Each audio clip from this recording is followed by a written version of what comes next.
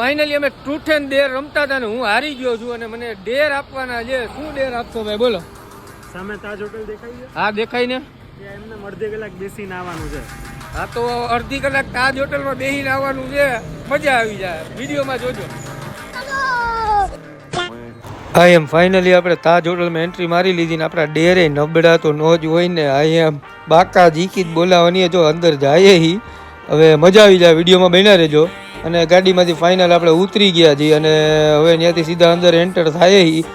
Video ચાલુ રાખતા રાખતા આમ કાંઈ ઘટવું જ ન જોઈએ. આઈ એમ તાજ હોટલમાં આવી ગયા ને બધે એન્ટ્રી મારી લીધી અને તાજ હોટલવાળાને લાગવું જોઈએ કે કોઈક આવ્યું છે તો ખરી હો. અને મિત્રો તાજ હોટલનું ઇન્ટિરિયરની તો તમને શું વાત કરું, કાંઈ ઘટે જ નહીં એવું હતું. અને સોફા અને બહુ મસ્ત, કાંઈ ઘટે જ નહીં, મજા જ આવ્યા રાખે. એકવાર તો ખરેખર તાજ હોટલમાં જવું જ જોઈએ મિત્રો. 600 રૂપિયાની તો ચા હતી ખાલી. અને પછી તો હું અંદર ગયા વ્યવસ્થિત આમ આજુ